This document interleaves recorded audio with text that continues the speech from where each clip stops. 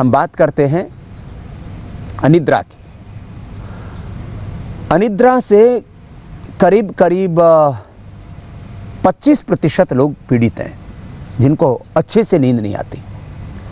कुछ छोटे बच्चों को छोड़ दीजिए, कुछ जवान जो बहुत अच्छे एक्सरसाइज करते हैं उनको छोड़ दीजिए, कुछ आत्मज्ञानी, आत्मवेता, ब्रह्मवेता महापुरुषों को छोड़ दीजिए, शेष को नींद बहुत अच्छी नहीं आती। किसी को बहुत अधिक सपने आते हैं और सपने भी डरावने बुरे सपने आते हैं। किसी की नींद बार बार टूटती रहती है, नींद तो आई फिर टूट गई, गाढ़ निद्रा नहीं आती। नींद से उठने के बाद थकान पूरी दूर नहीं होती है, ये बहुत लोगों की शिकायत है। और कुछ तो लोग करवटें बदलते रहते हैं, एक एक दो दो चार चार घंटा लग जाते हैं नींद आने में। माने कुछ लोग 10 बजे सोते हैं तो जाकर के 12 बजे, किसी को 1 बजे, किसी को 2 बजे नींद आती है। अनिद्रा, इंसोम्निया बहुत बड़ी समस्या है। विदेशों में तो ज़्यादातर लोगों को नींद की गोली लेकर के सोना पड़ता है। वैसे मैंने पूछा है उन लोगों को जिनको नींद कम आती है या बिना गोली के नींद नहीं आती है, या कभी इमरजेंसी में भी किसी विशेष अवस्था में दर्द आदि की स्थिति में गोली लेनी पड़ती है जिनको नींद के लिए, वो कहते हैं कि नींद की गोली खाने के बाद शरीर टूटता रहता है और थकान पूरी दूर नहीं होती है। मैं अनिद्रा के लिए बहुत ही सटीक उपाय बता रहा हूँ आपको। एक तो ये जो अंगुलियों के टॉप्स हैं इनको दबा दीजिए, इससे नींद बहुत अच्छी आती है। आयुर्वेद में पैरों के तलवों में मालिश करने का, नाक में तेल डालने का, सिर में तेल लगाने का बहुत महत्व दिया गया है, उसको बहुत गौरव महिमा दी गई है। पैरों में तेल लगाने से भी अच्छी नींद आ जाती है। तो बादाम रोगन, वह भी पतंजलि का हमदर्द आदि से लगभग आधे दाम पर है और 100% शुद्ध है, प्योर है। तलवों में बादाम रोगन लगाने से, सिर में बादाम का तेल लगाने से, नाक में बादाम का तेल डालने से और 2-3 ग्राम से लेकर के 5 ग्राम, माने आधा चम्मच से 1 चम्मच बादाम रोगन दूध में मिला करके पीने से, जिनको दूध पीने की आदत नहीं है तो दिव्य पेय पी लीजिए, या दूध में पावर वीटा मिला करके उसमें 1 चम्मच, आधी चम्मच बादाम रोगन ले लीजिए। पेट भी बहुत अच्छा साफ होगा, ब्रेन बहुत अच्छा रहेगा, मेमोरी शार्प होगी, नर्वस सिस्टम बहुत अच्छा रहेगा, अच्छा कोलेस्ट्रॉल बढ़ेगा, गलत कोलेस्ट्रॉल घटेगा, आपके हार्ट को भी पावर मिलेगी, मसल्स और बोन्स आपकी मजबूत होंगी, चेहरे पर ग्लो रहेगा, लंबी आयु होगी आपकी,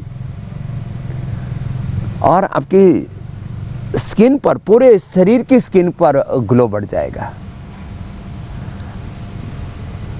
एनिमल ट्रायल से लेकर के ह्यूमन ट्रायल तक ये एकदम सत्य बात है। हम छोटे बच्चे थे तब देखते थे, सर्दी की ऋतु में ऊंट को और बैलों को नाल दिया करते थे तेल की, और घी होता था तो घी की दे दिया करते। जिसको एक नाल दे दी गई, माने उसमें लगभग 100 ml तेल या 100 ml घी होता था, वो ऊंट या बैल दिन भर काम करके थकते नहीं थे, उनकी चमड़ी पर, उनके जो है बदन पर इतनी ज़बरदस्त चमक आती थी, दूर से ही वो देदीप्यमान दिखाई देते थे।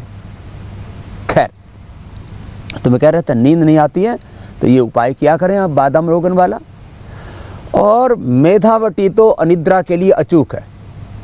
मेरा बांसवाड़ा में शिविर चल रहा था, जिस जैन परिवार में मेरा आश्रय था, जहाँ संत निवास बनाया गया था, वहाँ पर एक बहू ने कहा, स्वामी जी लगभग पिछले 10-15 साल से मैं ठीक से सोई नहीं हूँ और बहुत उपाय कर लिए।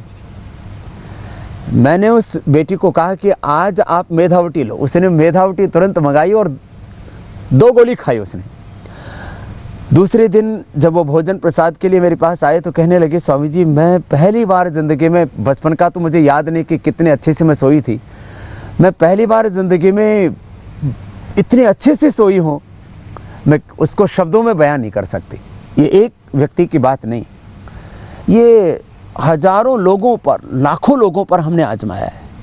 जिनको नींद नहीं आती वो छोटी उम्र वाले 1, बड़ी उम्र वाले 2 गोली मेधावटी की खा लें और इसका कोई कॉम्प्लिकेशन नहीं है। शरीर इससे टूटता नहीं, बल्कि फ्रेशनेस रहती है, दिमाग में ताजगी रहती है, मेमोरी शार्प होती है, आपकी कंसंट्रेशन IQ लेवल आपका बढ़ता है, ग्रैस्पिंग पावर बढ़ती है आपकी, नर्वस सिस्टम बहुत अच्छा होता है और अनिद्रा की समस्या दूर हो जाती है। कितनी बड़ी प्रॉब्लम है अनिद्रा की। अनिद्रा के लिए अनुलोम विलोम, भ्रामरी, उद्गीत, ओम, 5 मिनट कम से कम अनुलोम विलोम, 5-5 बार भ्रामरी उद्गीत कर लें। पहले ही दिन से अनिद्रा की समस्या दूर हो जाएगी। कुछ दिन लगातार सेवन करने से आपकी नींद स्वाभाविक रूप से ही अच्छी आने लगेगी। अनिद्रा के लिए शवासन भी अच्छा है। शवासनों के बाद शवासन कर लें, श्वासों पर मन को केंद्रित करके अपने देह को साक्षी भाव से देखें। जिनको नींद आती नहीं है तो वो सोने से पहले थोड़ा अनुलोम विलोम ज़्यादा भी कर सकते हैं, 10-15 मिनट, और फिर लेट करके साक्ष्य भाव से पहले माथे को, फिर आँखों को, चेहरे को, और फिर पूरे श्वसन तंत्र को, हाथों को, पेट, पीठ को, पैरों को, पूरे शरीर को ऐसे साक्ष्य भाव से देखते हुए शिथिल करते जाते हैं, ढीला छोड़ते जाते हैं। इससे देहगत तनाव दूर होता जाता है, थकान दूर होती जाती है, और फिर अंत में श्वासों पर मन को केंद्रित करके, तन को शिथिल करके, फिर मन और मन में उठते हुए विचारों, भावों, संवेदनाओं से भी अपने आप को हटा लेते हैं और आत्म केंद्रित हो जाते हैं। योगश्चित्त वृत्ति निरोध तदा दृष्टु स्वरूपे अवस्थानम। अपने स्वरूप में, अपने निजता में हमारा स्वरूप है, हम ज्ञानमय, ज्योतिर्मय, तेजोमय, सुखमय, शांतिमय, आनंदमय, प्रसन्नतामय, पुरुषार्थमय, ऐश्वर्यमय आत्मा है। अपने इस नित्य शुद्ध बुद्ध मुक्त स्वभाव में, अपने सच्चिदानंद स्वरूप में, अपनी इस भीतर की निजता, दिव्यता, पूर्णता में जब हम प्रतिष्ठित हो जाते हैं, जब अभाव का अभाव हो जाता है, सबसे बड़ा पेन, सबसे बड़ा जीवन में जो दुख है, हम अपने भीतर एक अधूरापन अनुभव करते हैं, एक खालीपन, इनकम्प्लीटनेस, लोनलीनेस, अधूरापन, खालीपन को भरने के लिए हम बुरे बुरे दृश्य देखते हैं, बुरे बुरे गाने सुनते हैं, बुरी बुरी चीज़ें खाते पीते हैं, बुरी बुरी चीज़ें करते हैं, और हम सोचते हैं कि इससे हम तृप्त हो जाएंगे। बुरी चीज़ें तो छोड़िए, आप दुनिया की अच्छी और बुरी सारी चीज़ें आपको मिल जाए, ये हमारे ऋषियों का निष्कर्ष है। यत् पृथिव्याम ब्रीहे यवम हिरण्यम पशवास्त्रिया एकस्यापि न पर्याप्तम तस्मा तृष्णम परित्यजेत्। न जातु काम कामानां भोगेनोपशाम्यत हविषा कृष्ण वर्तमेव भूय वा विवर्धते। जैसे आग में घी डालने से और उसकी ज्वालाएं तीव्र हो जाती हैं, ऐसे ही हमारी कामनाओं की, तृष्णाओं की, वासनाओं की, भोगों की आग प्रबल होती जाती है। भोगा न भुक्ता वयमेव भुक्ता, तपो न तप्तम वयमेव तप्ता, कालो न यातो वयमेव याता, तृष्णा न जीर्णा वयमेव जीर्णा। हम जीर्ण शीर्ण हो जाते, लेकिन तृष्णाएं हमारा पीछा नहीं छोड़ती। तो ये जो कामनाएं हैं, ये हमें बहुत दुखी करती, और इसी वजह से लोगों को नींद नहीं आती है, लोग सुखी नहीं है, लोगों को तनाव है, हृदय रोग है, उच्च रक्तचाप है, डायबिटीज है, अस्थमा है, अर्थराइटिस है, लीवर की प्रॉब्लम है, किडनी की प्रॉब्लम है, स्किन की प्रॉब्लम्स है, SLMS ऑटोइम्यून डिजीज और कैंसर जैसे रोग हैं। इस लोनलीनेस, इनकम्प्लीटनेस, अकेलेपन, खालीपन को भरने के लिए आपको बाहर की चीज़ें पूरी मदद नहीं कर सकती। हाँ, जो भीतर से तृप्त है उसको बाहर का जमाना भी मदद करता है। जो भीतर से शांत है उसको बाहर से भी शांति मिलती है।